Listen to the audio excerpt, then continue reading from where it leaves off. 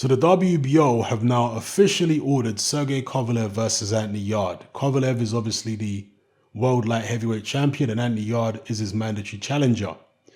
The two parties have got 30 days to negotiate and reach an agreement. If an agreement is not reached within the set time frame, then a purse bid will be ordered. The minimum acceptable bid is $300,000, and either one of the parties may request for the purse bid procedure to be enacted at any time during the negotiation process. So what that means is they have 30 days to negotiate, but if one of the parties wants to call the purse bid just a week into the negotiations, they can do that. Now, it's a very interesting situation because a lot of people are wondering whether Team Yarde are actually going to go through with this fight or whether they're just going to use this as a way of increasing Anthony Yarde's public profile, using it as a bit of PR basically, and then pulling out with some kind of injury and not going through with it.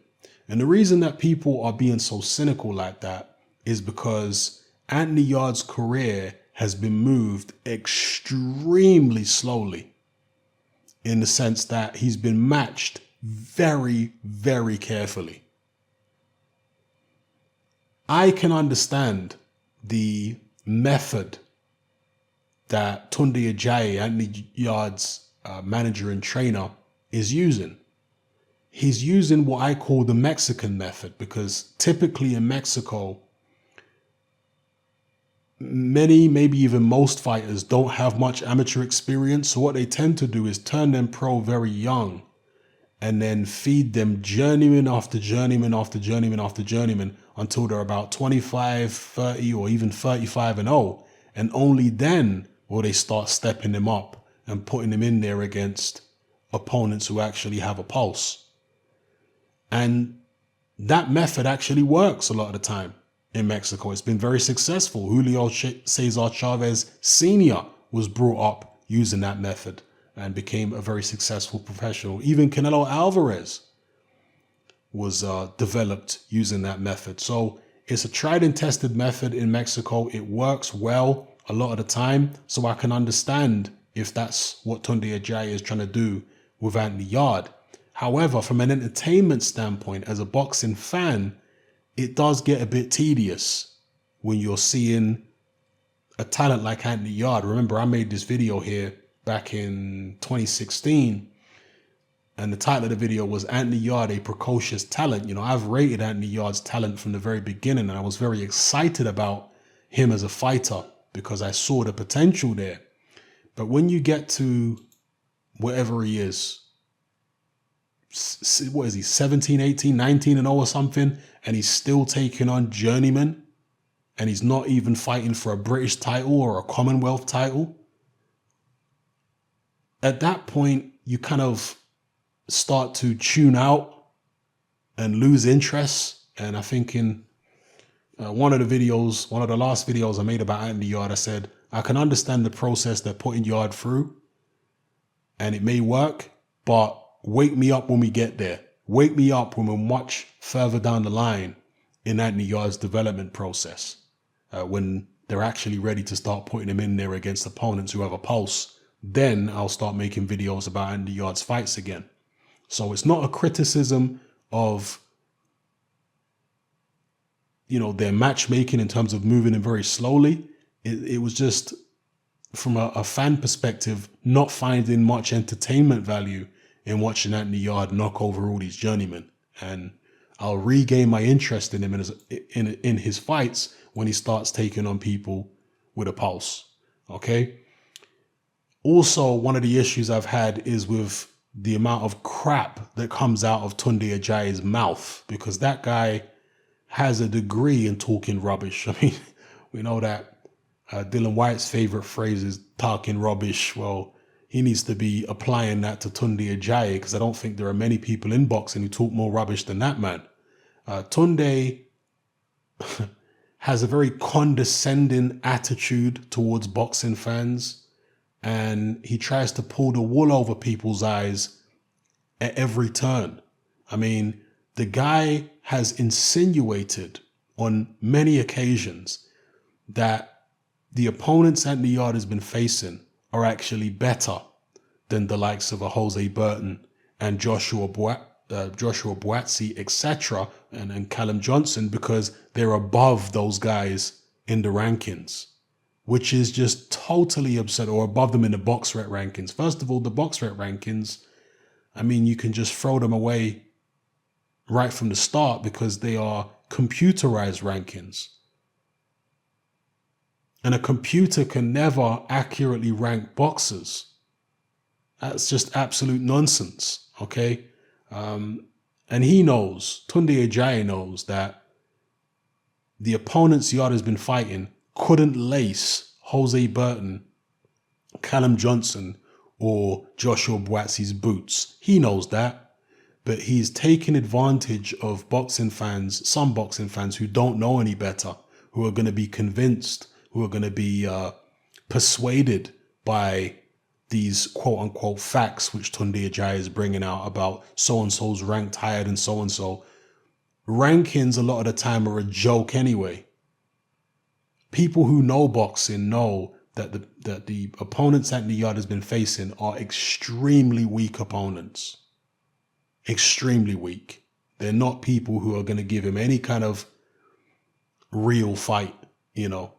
And Tunde has made, it would seem, a concerted effort to keep Anthony Yarde well away of any big punches so far, which has led to speculation about Anthony Yarde's punch resistance. And again, I think it's fair speculation, okay? But again, I understand the process that Tunde is putting Anthony Yarde through. My criticism is really just with the PR from Tunde, because I think he talks so much rubbish that he's actually turning people against Anthony Yarde, which is a shame. So they need to stop Tunde talking to the reporters, to be honest, because he just makes an absolute donut of himself on camera every time, at least in the eyes of boxing fans who cannot be bamboozled by the nonsense that comes out of his mouth.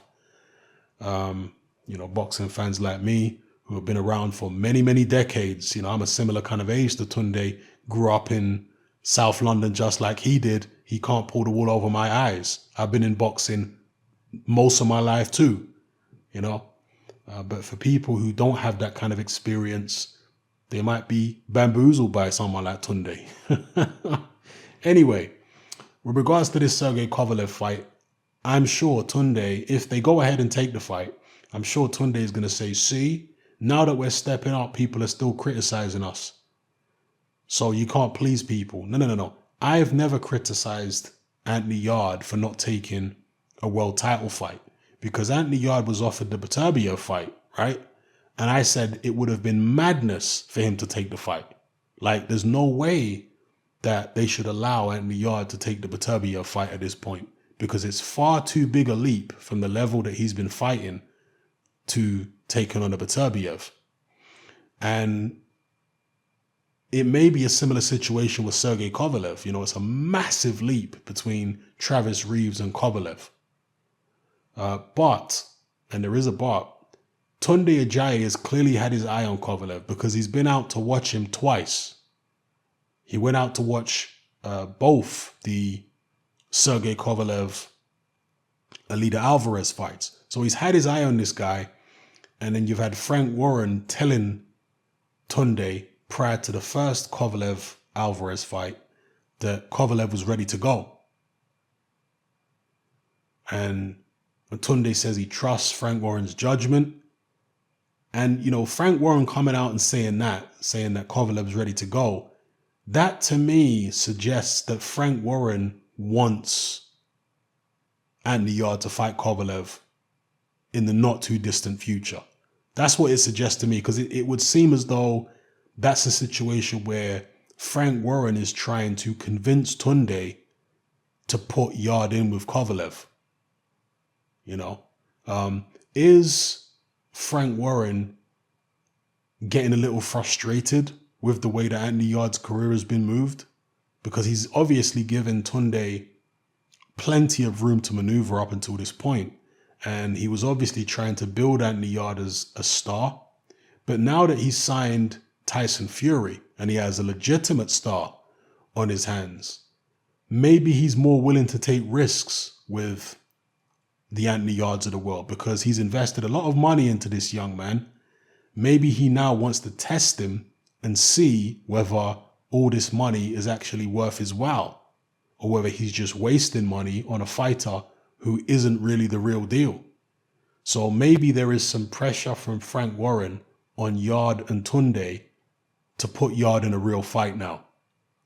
You know, we'll see. Because when you look at Frank Warren fighters over the years, Warren knows how to move fighters. He knows how to build a fight. He's done it many, many times.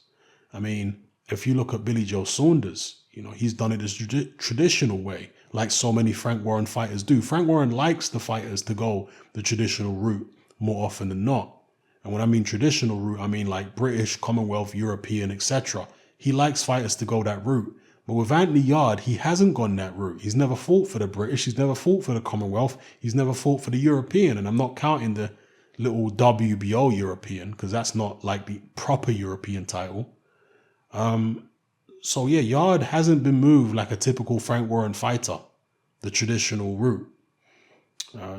Tunde's been given free reign to do what he wants with Anthony Yarde's career.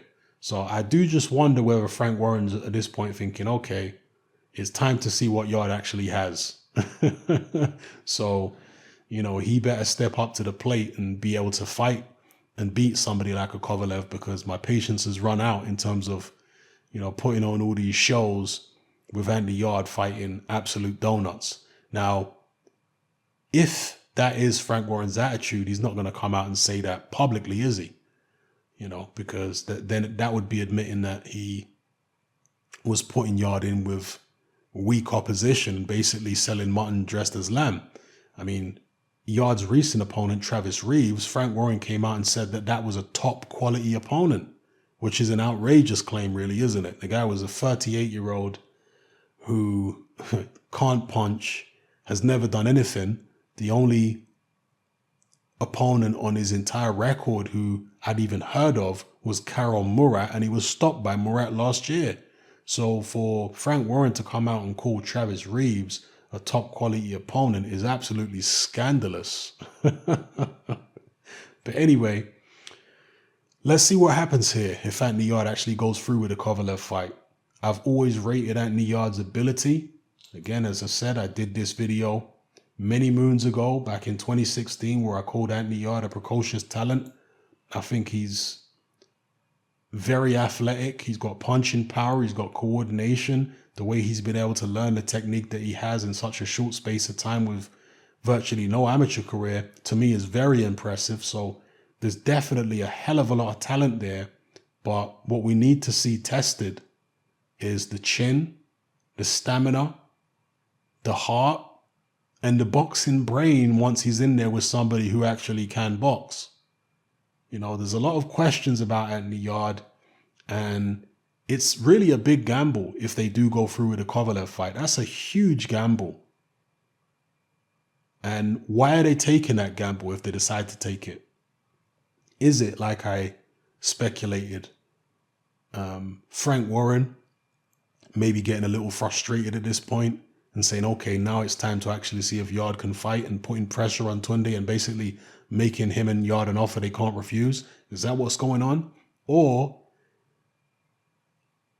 is Tunde Ajayi so switched on and so shrewd and so sharp that he realizes styles make fights, and Kovalev's style, and you know, he's always talking about everything is timing.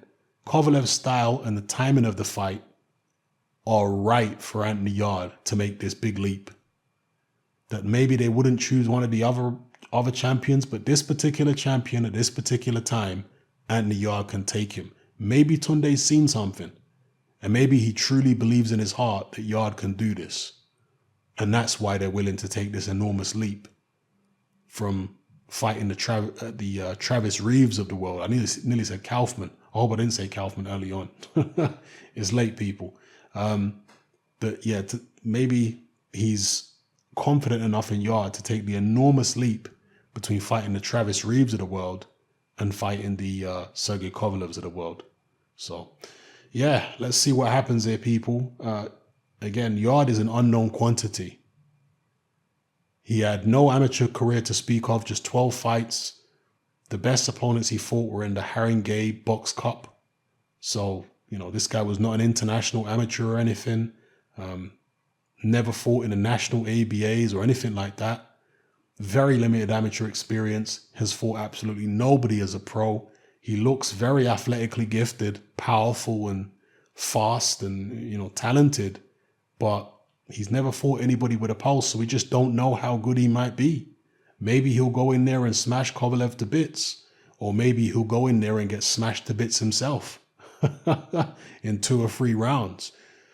It's going to be interesting and fascinating to find out exactly what we have with Anthony Yarde if this fight goes ahead.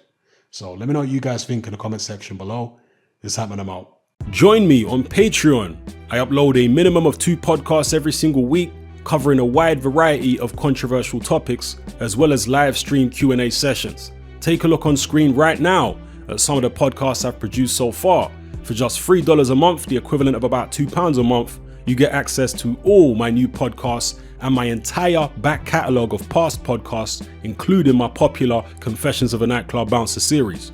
You can listen on your computer or on your smartphone or tablet by downloading the Patreon app from the Google Play Store or the App Store for free. The Patreon app also allows you to download each podcast in MP3. For less than the price of a cup of coffee, you get access to dozens of hours of exclusive content. It's easy to sign up, there's no contract, and you can cancel at any time. So come and join our community of free and critical thinkers by signing up with me here on Patreon today.